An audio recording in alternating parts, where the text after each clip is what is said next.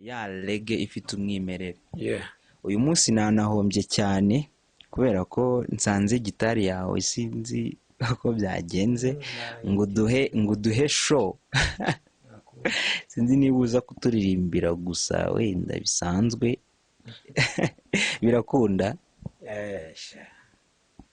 Wabirakase ukazaza ku rodisi na ronze ukabireba neza abantu ariko cyangwa nubishobora muri no minsi nitujya muri practice nzakubwira dusanga ahantu turi gukora practice turi gutegura uzubirebe. nzaza kuko ndashaka kumvisha abanyarwanda, ndashaka kubumvisha rege ya nyayo. Ntabwo nawe ko gati gati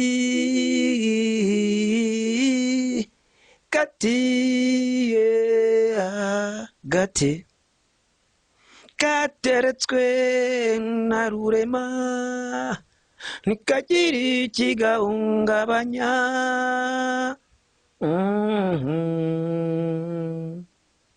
Kimeza nyamara kenshi abenshi duhurira mu mageto baje kugushaka.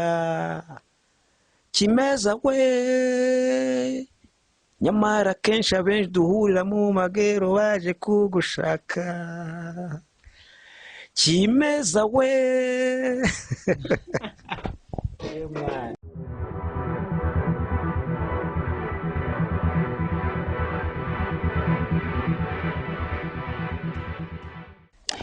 ibihe byiza, reka nizere ko uri amahoro, reka nizere ko umeze neza, reka nizere ko gahunda zawe ziri kugenda neza 5/5, reka nizere ko waramutse amahoro aho uri hose udukurikiye. Ni OG's Media TV, twongeye twagarutse muri kubona umutumirwa dufite, muri kubona ahantu turi kabisa. Nizere ko nawe hari icyo uri gutekereza, nizere ko uri kubibona ko tugiye kugira ibihe byiza, ariko reka mbere na mbere tubanze tumuhe ikaze.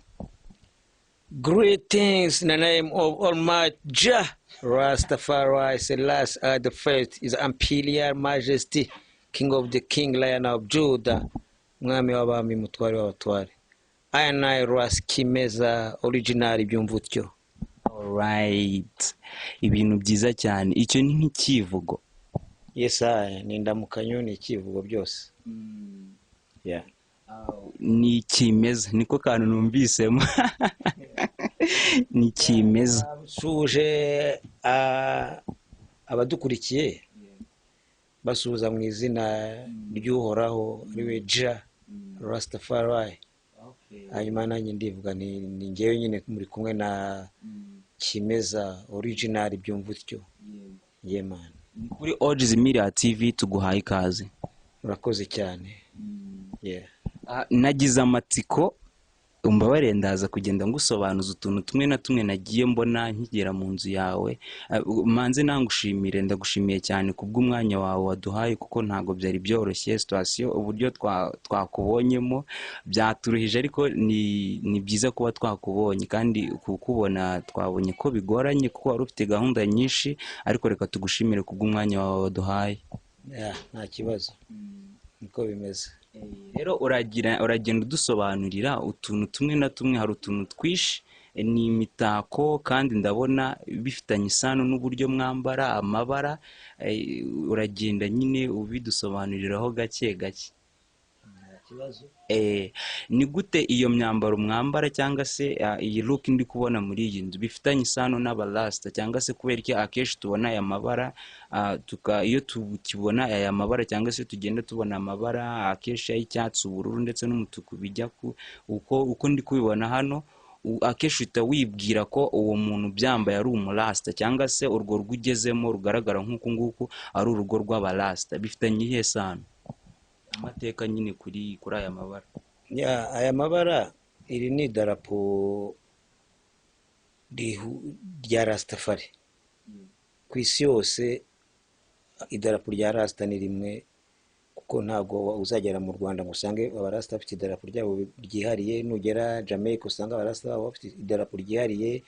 Nugera iri ni idarapo rusange rya Rastafari kandi rya Afurika. Uzarebe ibihugu byinshi cyane bya Afurika, amadarapo yabyo arimo umutuku, umuhondo n'icyatsi, ndetse n'umukara. Ni ukuvuga ngo aya mabara, umutuku usobanura amaraso abanyafurika bamennye, yamenetse ku bwabo kugira ngo Afurika ibashe kuba kwigenga. Noneho umuhondo usobanura ubukungu buri muri Afurika. Uzi ko Afurika ikize cyane ku mabuye y'agaciro n'ibintu byinshi cyane. Ubukungu bwa Afurika ni wo muhondo, usobanura ubukungu. Icyatsi cyo gisobanura amahoro. Hanyuma umukara nyine ugasobanura twebwe abirabura. Nicyo gisobanuro cy'iryo darapo, cy'ayo mabara. Aho uzagera hose ugasanga umurasta yambaye ayo mabara, nicyo gicyo bivuga. Mbere yuko uza kutuganiza ngo kimeza ni muntu ki, ariko hari amatsiko nagiye ngera ku tuntu tumwe na tumwe nagiye mbona hano, cyane cyane sinzi niba kameramani wanjye turi kumwe neza. Uyu mutako uramininze iki hano mu nzu yawe? Uyu mutako, iki ni ikintu cyavuye mu nyanja i Mombasa. Ni umushuti wanjye w'umurasta wakinzaniye. Mbona ni cyiza, ndavuga reka njye nkishyira aha ngaha mwibuke, nkirebe, kandi mbone ko ari kimwe mu mitungo kamere ya Afurika. Ariko kirasa n'ikintu kiri real, ntabwo ari ikintu abantu baremye cyangwa se ngo bakore. Nakubwiye ko kiva mu nyanja, kimwe bita kokiye, dore nuvuga ngo habamwo bya bindi biti binyamunshondorerwa. Ariko kino ni bimwe binini cyane byo mu nyanja, ntabwo ari ikintu cyakozwe.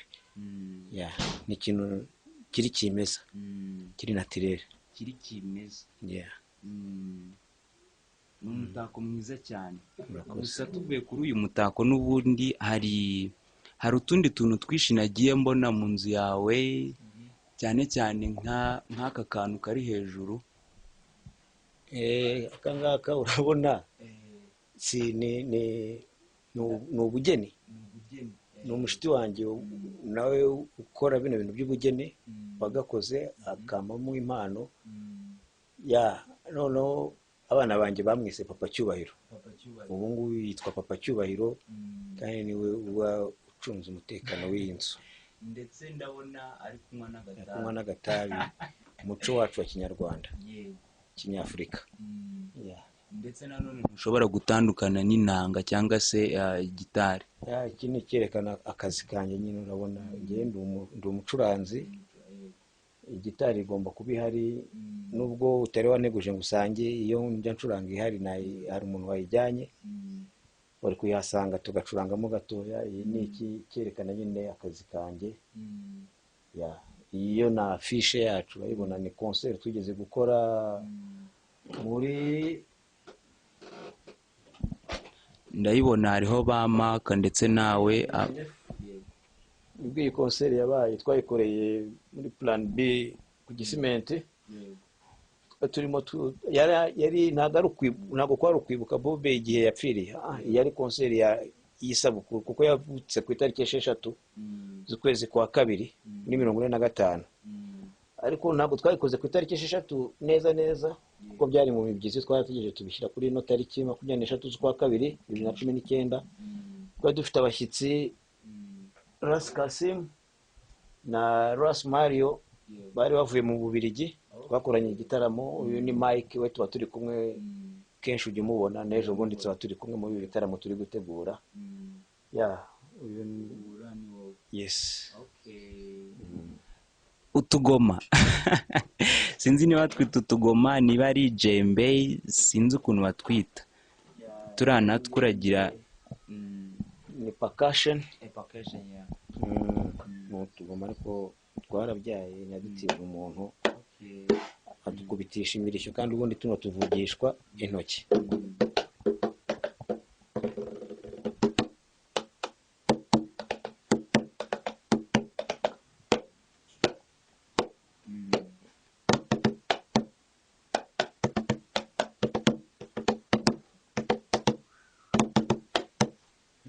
Ntabwo kavuze neza, kubera ko ubundi gusaba kugashyira ku zuba kakota, kandi ntabwo kakota ngo bimere neza kubera urabona karabyaye. Ariko aka kagoma nako gafite ibisobanuro byinshi. Aka kagoma nagahawe ntabwo nagasigaranye, kara ku murasita twacuranganaga aza kwitaba Imana, yitwaga Hakizimana Said ariko uzwi ku izina rya Mate Boss. Wavuzaga percussion muri Holy Jadows akanaririmba. Amaze kwitaba Imana tutugoma naradusigaranye, nuko ko nzajya nkumwibukiraho kuko yari n'inshuti yanjye cyane. Holy Jadows itsinda tuze no kuganiraho cyane mu kanya. Ako gakoresho kandi warushize akarona ko nagakoresho ka kinyarwanda kari aho ngaho nyine k'umutako nakore bibona, ariko bisa naho kabikwamo utuntu. mbikiramo utuntu duke. Okay, waduhaye ikaze, niyo mpamvu uri kubona ko nisanzuye ndi kugenda mfata kuri buri kantu nkagenda nkubaza amakuru. Nihanganire cyane, ariko noneho reka tuganire. Ubundi kimeza ni muntu ki? Muntu ki? Abasanzwe batakuzi, abatakuzi se ni muntu ki? Ufite umuryango, ubayeho ute? Abagushaka bakubona hehe? Nyine ni muntu ki? Urakoze, ikibazo cyiza. Kimeza ni umuntu usanzwe, umuntu uri aho. Ndi umunyarwanda wuzuye utavangiye. Abajya bambona bakavuga se ngo ndi umunyarwanda kuri data no kuri mama, ndi umunyarwanda kandi ndabyishimira cyane. Nanabyerekanye n'amahanga yose abibone, isi yose bibone. Ndi umunyarwanda ubyishimira kandi ubikunze cyane.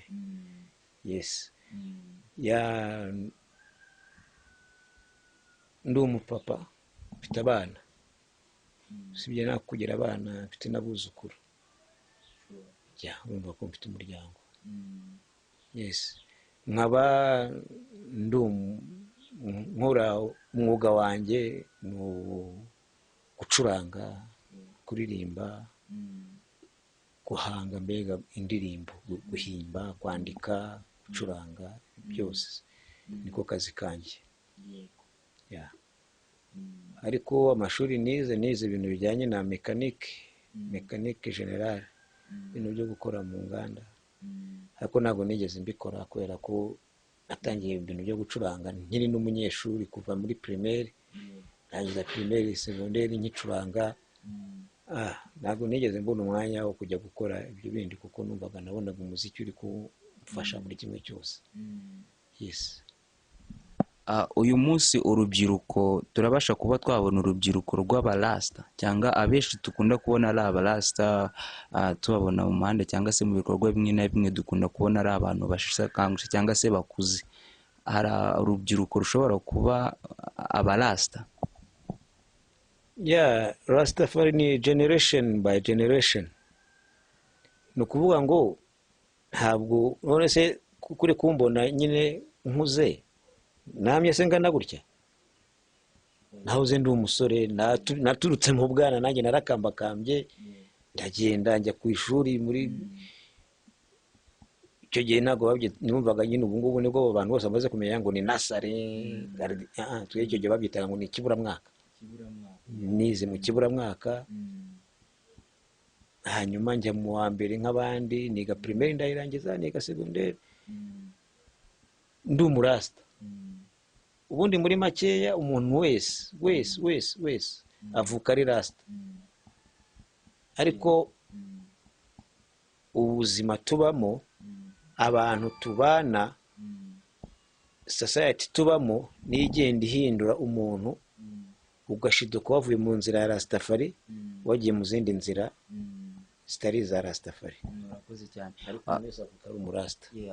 Umurasta cyangwa se uwo tubona nk'umurasta nyine ubona afite n'ibimenyetso bimwe na bimwe bitwereka ko ari umurasta, atandukanye gute n'undi muntu usanzwe mu mico no mu migendere? Rero aho ngaho ni ahantu nkubwiye wowe ugomba kwitondera, kandi n'abandi bantu bose batwumva cyangwa batureba bagomba kwitonda kuri icyo kintu uvuze ngo umurasita ngo uyu ubona ngo yamba rasitafari ntabwo ari ukwambara amakara rasitafari ntabwo ari ukuba ufite diredi, rasitafari ntabwo ari ukuba unywa ganja nk'uko abenshi babivuga ngo wabona umuntu ari kunywa iyo ganja ukavuga ngo ni umurasita.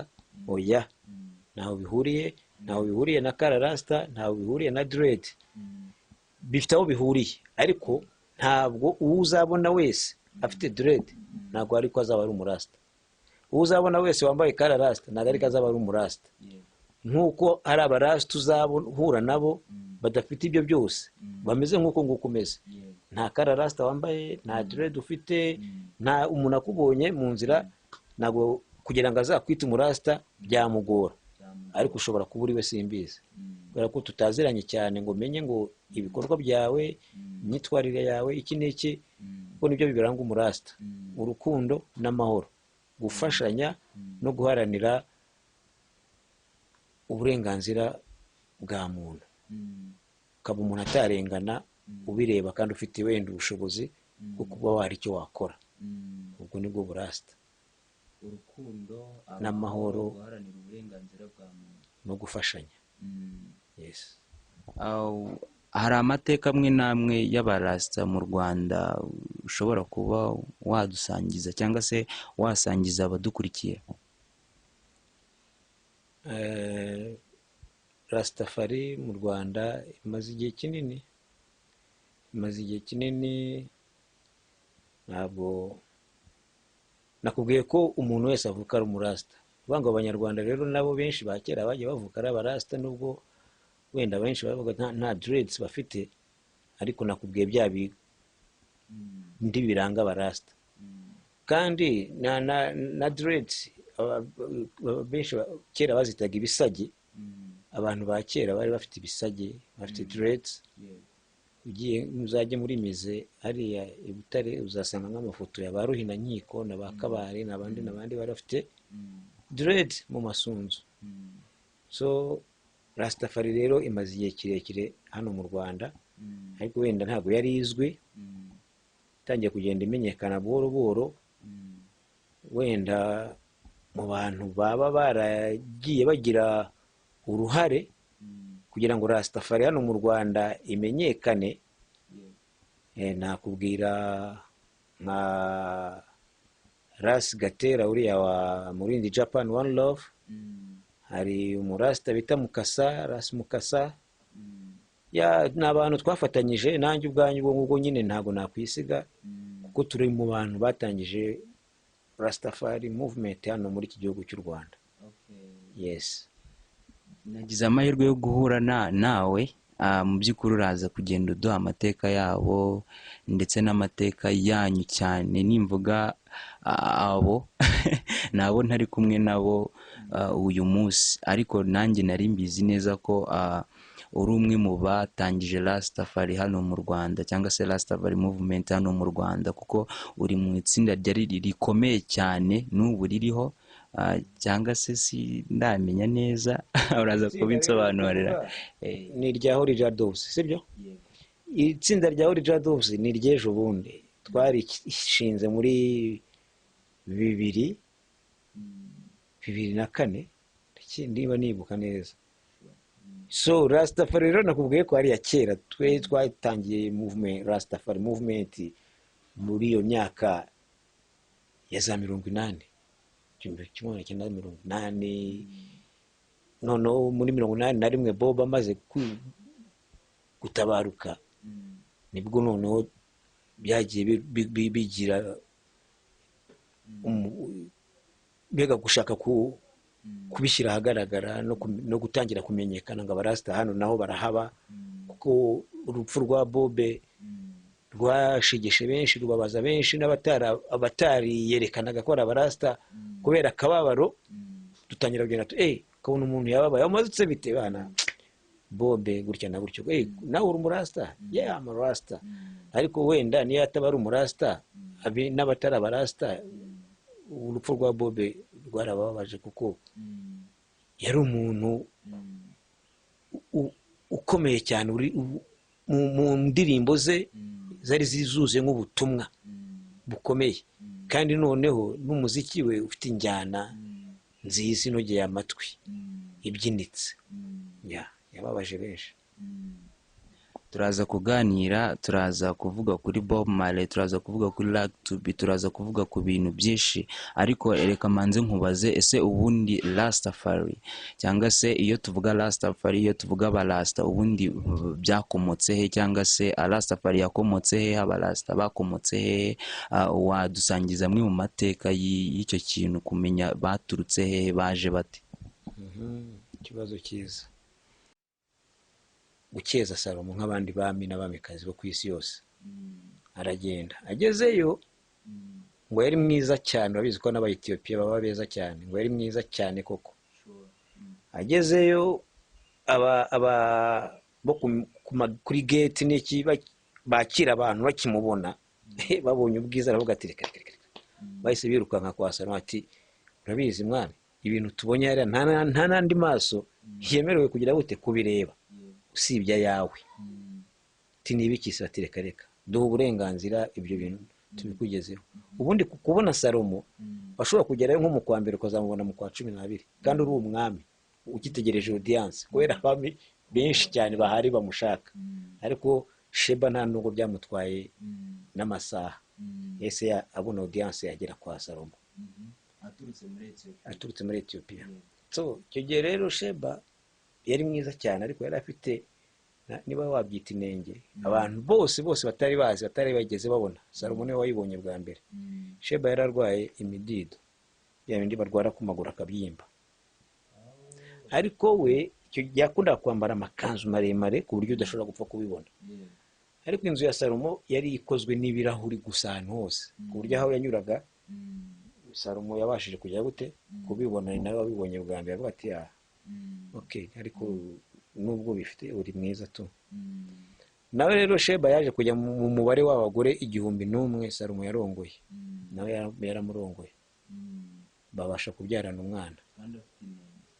Iranenge iri ari ku maguru kandi ntigaragara, kandi ntabwo yabuza gukundwa.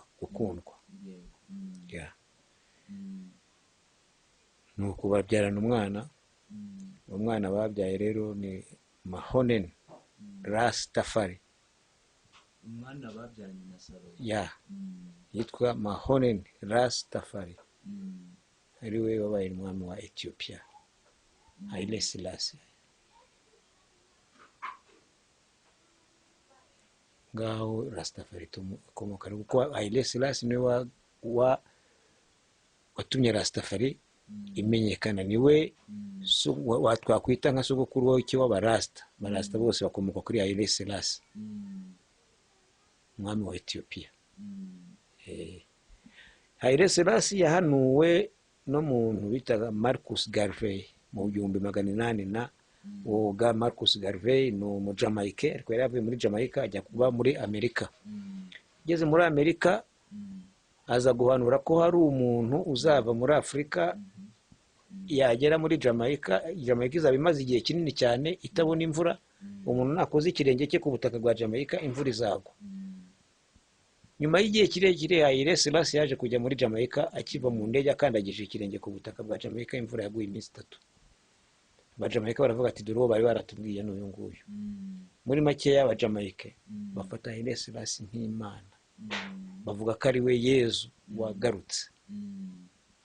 Ngo Abajamaika bubaha cyane, cyangwa se baramwubaha nk'umuntu watumye bongera kubona imvura, ariko nanone kandi yaturutse muri Afurika. Yes, yari umwami w'abami wa Ethiopia.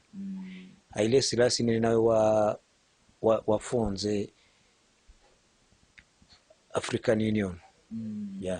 Niwe wayikoze. Uziko n'icyicaro cyayo kiba Addis Abeba muri Ethiopia. Igitekerezo ni iki? Nawe niwe yakoze ibikorwa bikomeye cyane. Yes. Yanaje mu Rwanda Haile Selassie ku butegetsi bwa Kayibanda. Okay. Utubwiye kuri ku mwami cyangwa se ku wazanye Rastafari ku isi ko yaturutse muri Ethiopia, hanyuma kandi yari yarahanuwe n'uturutse muri Jamaica kugira ngo iyo yageze muri Jamaica baza kubona imvura. Tugejeje muri Jamaica. Jamaica ni igihugu kimeze gute ku bijyanye n'abarasta cyangwa se kuri Rastafari? Jamaica ni igihugu gikomeye cyane ku bijyanye na Rastafari.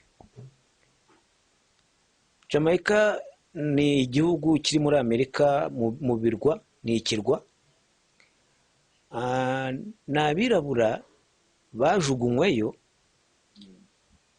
bashaka kugira ngo abazungu babajugunyeyo bagira ngo bapfe.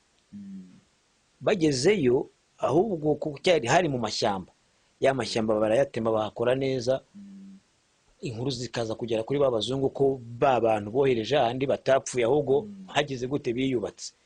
Babakurikirayo bajya kubakoloniza, Abongereza bajya gukoloniza babirabura, bajya kubahakana hahandi bari babajugunye ngo bapfireyo. Urumva?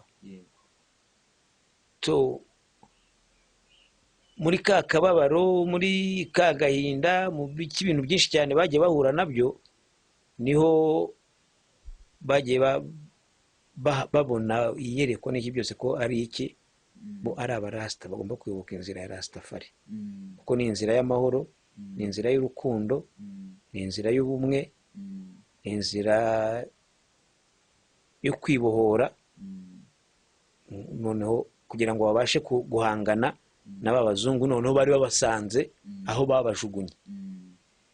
Jamaica rero nikaba ari igihugu cyatumye Rastafari imenyekana cyane kubera ko hari abarasta benshi. Jamaica igatuma Rastafari imenyekana cyane kubera ko Rastafari ifite n'intwaro yifashisha umuziki wa reggae, kandi uwo muziki wa reggae ukaba warazanywe n'abajamaike. Bivuze ngo reggae yaturutse muri Jamaica. Reggae ni umuziki waturutse muri Jamaica. Bob Marley ni umwe mu baturuka muri Jamaica, hamwe wenda n'abandi bagiye batandukanye ntazi. N'abantu watubwiraho iki kuri abo bantu? Bob, Peter Tosh, Bunny Wailer, Burning Spear, Isaac Gregory, Yellowman, U-Roy, Dennis Brown, Steel Pulse, Sad World, Inner Cycle. Ni benshi cyane, abaregemani ni benshi, kandi abo bose nkubwiye ni old generation, n'aba new generation, harimo ba Chronix, ni benshi cyane. Jesse Royo, Robert Nesta Marley uvutse ku itariki 6 z'ukwezi kwa kabiri muri 1945, agatabaruka ku itariki 11 z'ukwa gatanu 1981. Asize abana 11, harimo ba Zig Marley, Stefan Marley, Rohan Marley, Q-Man, Steven,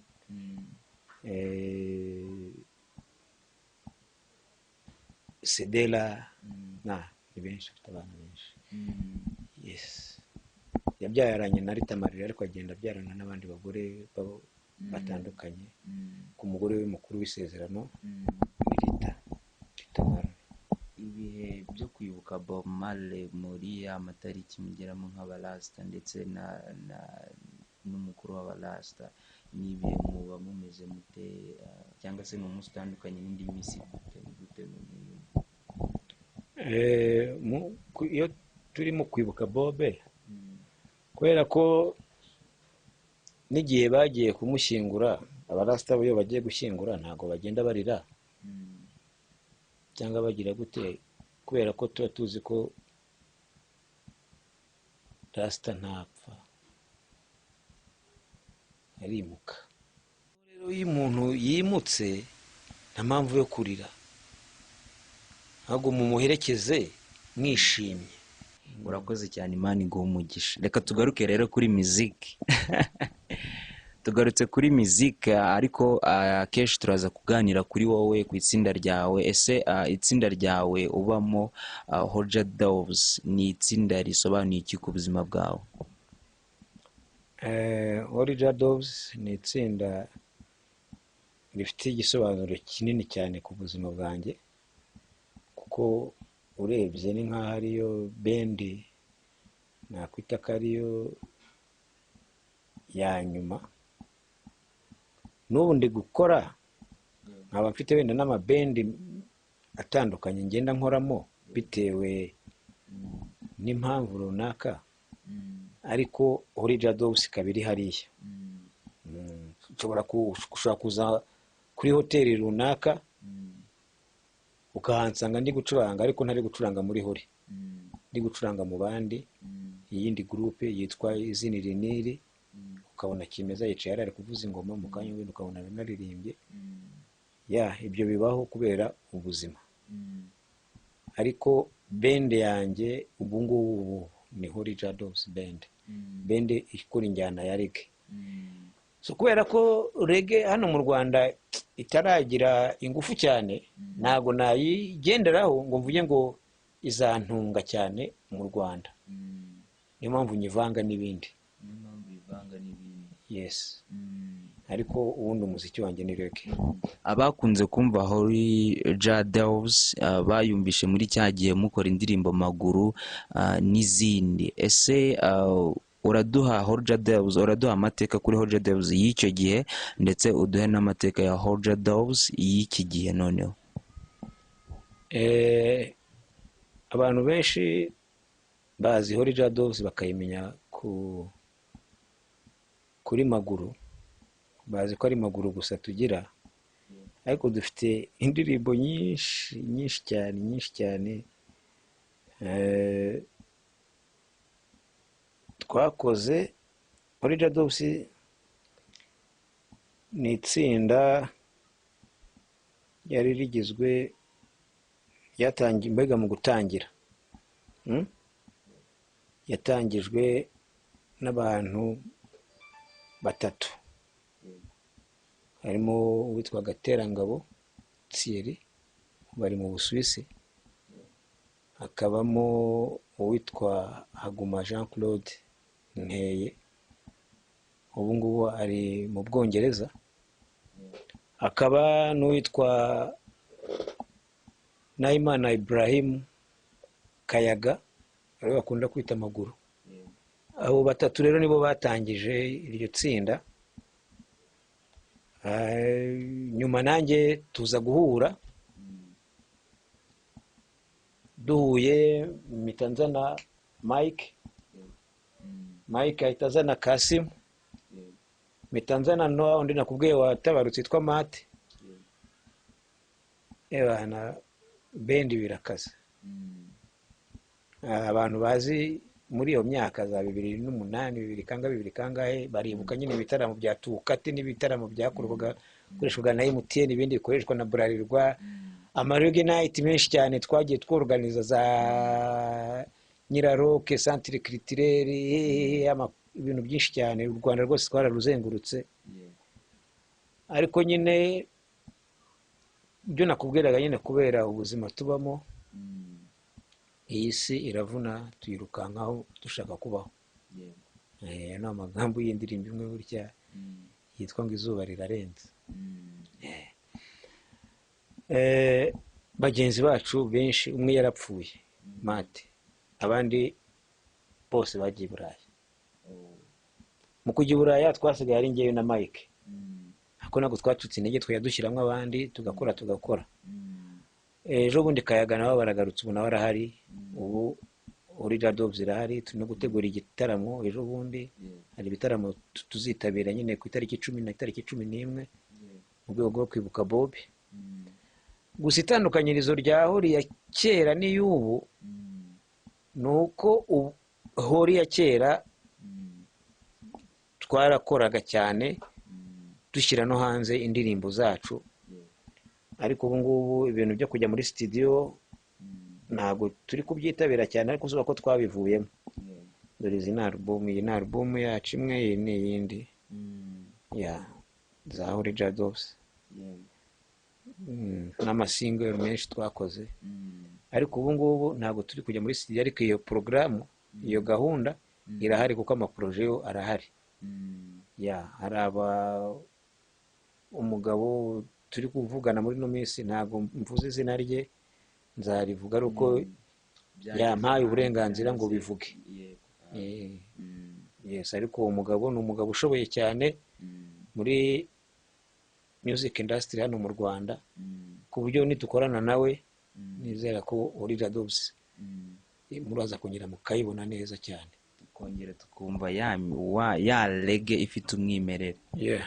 Uyu munsi nanahombye cyane kubera ko nsanze gitari yawe sinzi uko byagenze, ngo duhe show sinzi niba uza kuturirimbira gusa wenda bisanzwe birakunda wawe birakase ukazaza ku Rodisi na Ronze ukabireba neza abantu, ariko cyangwa nubishobora muri no minsi nitujya muri practice nzakubwira dusanga ahantu turi gukora practice, turi gutegura uzubirebe. nzaza kuko ndashaka kumvisha abanyarwanda, ndashaka kubumvisha reggae ya nyayo. Ntabwo nawe ko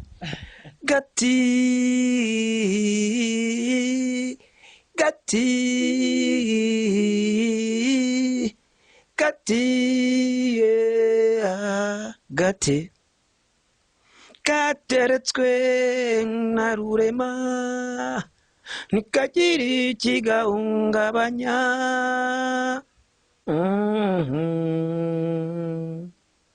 Kimeza nyamara kenshi abenshi duhurira mu mageto baje kugushaka. Kimeza we nyamara kenshi abenshi duhurira mu magero baje kugushaka. Kimeza we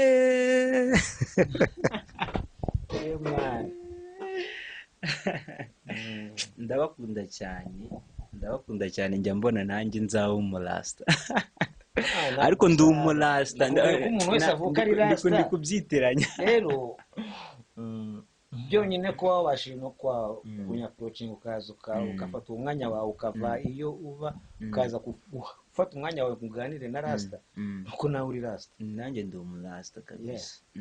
Nkunda cyane n'imico mu gihe rasta, si ngombwa kuba ufite dread, si ngombwa kuko uzahura na benshi bafite dread ariko mubwira ngo ni rasta akavuga ati reka ibyo bintu si wapi, ubwo akatabizi.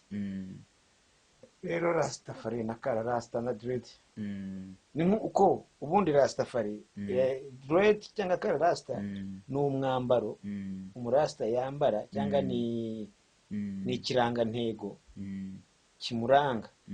Urugero, umusirikare ushobora n'umusirikare yambaye yafunze gikomando kuri kwa coga bivuga, yambaye kabisa yafunze hasi hejuru n'imbunda n'ingofero, ukimubona uzahita uvuga uti muyena umusirikare. Ariko naba yambaye civile muri gutambuka ntabwo uzamenya ko ari umusirikare, ko mpuye n'umugabo. Ubwo rero no muri Rastafari nuko. Kandi nanone ntuzabura rimwe igihe uzahura n'umuntu yiyambitse nyine bya gisirikare, nambaye no shati gusa y'abasirikare, ufite n'ipantaro yayo ariko si by'abasirikare, usibye ko bisa nkabyo. Ubwo rero nanjye mba niyigize nk'umusirikare kandi ntari we. Niho rero uzahura n'abigira abarasta kandi atari bo. Ndabyibuka cyane wabimbwiye ko rasta kuba umurasta ari ukuba ufite urukundo, amahoro kandi uharanira n'uburenganzira bwa muntu. Ndabyibuka cyane nanjye ndi umurasta, abanyarwanda bimenye ko ndi umurasta kabisa. Uyu munsi umuziki wawe ni umuziki uhagaze gute? Umuziki wanjye njye nkorera muri groupe, mfite band nyine uko nakubwiye muri Jadobs, ariko nanjye mfite amaproje yanjye. Tubyenda nko kuri album ya Holy Jadobs, iriya album ya Maguru, ushobora kuzasangaho indirimbo naririmbye yitwa Dunia ina Mambo, ariko iyo ngiyo urumvira muri groupe. Nyuma yaho nakoze indirimbo nanjye ku giti cyanjye yitwa Rugori Rwera, ngiye kuri YouTube ukashaka Rugori Rwera by Ras Kimeza wayibona. Hari n'indi ndi gukora yitwa Mbega Inyota, yararangiye gusa producer nagarayimara cyari utwunga gifinaliza, nayo nayime inkore n'amashusho yayo, gutyo gutyo buhoro buhoro, kubera ko mfite amaporoje menshi ariko kubera n'ubushobozi nagenda akora kamwe kamwe kamwe kamwe. Ni byiza cyane. Uyu munsi muri gutegura iki, cyangwa se uyu munsi Rastafari mu Rwanda cyangwa se muziki ya reggae ni hehe mushaka kuyigeza? Muziki ya reggae turashaka ko igira ahantu iva ikagera aho igera, ikava ku rwego turiho wenda rwo mu Rwanda tukagera ku rwego rwa East Africa, tukava ku rwego rwa East Africa tukagera ku rwego rwa Afurika yose, tukava ku rwego rwa Afurika tukagera ku rwego mpuzamahanga, nyine isi yose ikamenya. Wenda umwana wanjye, umwuzukuru wanjye, cyangwa umwana wa Jawise cyangwa wa Rastuti cyangwa uwundi murasta akazabona yakoze reggae, wagera muri Jamaica akavuga ati ari umunyarwanda witwa kanaka. Hari umugabo witwa Natty Dread yari yabigerageje, kuko niyo ugeze Jamaica baba bamuzi, niyo ugeze hose bamuzi, ariko ntabwo byabashije gukomeza ngo nyine wenda agera hakure cyane, ariko hari aho yari yageze. So dushaka ko bizarenga rero kabisa, ku buryo uzajya wumva bavuga nk'uko bavuga Alpha Blondy, igihugu wageramo hirya no hino ku isi hose ukavuga Alpha Blondy baramuzi. So dushaka ko uzajya ugera ahantu wavuga ngo kimeza, ntibirirwe ubaririza ngo ni ibiki, ni wa murege Imana wo mu Rwanda. Uyu munsi abana bawe ni abarasta bakora reggae music? Abana banjye baracyari, usibye umwe mukuru nyine, babiri bakuru, ariko abo bakuru ntabwo babirimo cyane bya music, abatoya nibo mbona birimo, ashobora kuzavamo nka babiri bakabikurikiza. Ariko umukuru nawe, imfura yanjye nayo arabyina bino bya kinyarwanda. Noneho uwa kabiri umukurikiraho akunda ibintu by'ubudije, urumva nyine ni ya muziki bikibakurikirana, ariko niyo si ngombwa ko ajya muri reggae, muziki yakora iyo ariyo yose. Gusa abashije kuba muri reggae byaba byanshimisha kurenza. Watuganirije, waduhaye amateka ajyanye na Rastafari, watubwiye ko Rasta wa mbere yaturutse muri Ethiopia yari umwami wa Ethiopia, kandi yari yarahanuwe n'abanyajamaica yuko nagera muri Jamaica bazabasha kongera kubona imvura. Watuganije kuri Bob Marley, watubwiye amateka y'abarasta muri Jamaica ndetse na reggae watubwiyeho gatoya. Ugaruka mu Rwanda watuganirije, kandi wampaye nanone na opportunity yo kuba nzagera ahantu muri kurepetera nanjye nkasogongera kuri uwo muziki, kandi nanone tukongera tukawuha abanyarwanda. Niko bimeze, ni karibu. Icyo nakongeraho ni uko wenda niba wari kukimbaza, niba sinzi, gusa kubera ko n'amasaha ari kugenda, kandi nakubwiye ko mfite gahunda. So nasoza mbwira abantu ko ku itariki 10 azaba ari kuwa gatanu, tuzaba turi mu ijoro ryo kwibuka nyine Bobby Kiriyo. Tuzabikorera Bahouse ari i Nyamirambo.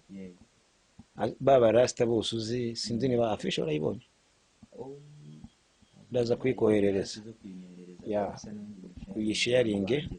Yes, hazaba hari Paco XL, hazaba hari Lion Manzi, hazaba hari Lion Eye, hazaba hari Holy Jadows, hazaba hari Mystic Revelation ya Ras Mukasa, hazaba hari Bamboo, Lion Eye, na Holy Jadows, Best Sound. Aho ngaho ni kuwa gatanu itariki 10 ari i Nyamirambo muri Bahouse. Hanyuma kuwa gatandatu nyirizina ku munsi wa Bob tuzakorera hano mu mujyi muri Car Free Zone. Kuwa gatandatu i Nyamirambo kwinjira ni 5k 5,000, ariko hano muri Car Free Zone ni free. Umunsi wa Bob nyirizina ubundi turasengera, tukasengerera abafana bacu umuziki. Ku bakunzi ba reggae music, nanjye ndimo, ngewe nzaba mpabaye 5/5, reka nizere ko nawe uzaba uhabaye. Ni kuri Bahouse Nyamirambo, hazaba ari kuwa gatanu ku itariki 10, kandi nanone ku bukeye bwaho kuwa gatandatu nabwo bazakomereza hano Car Free Zone mu mujyi. Bizaba bwari ubuntu, nzaba mpabaye kuri iyo misi yombi.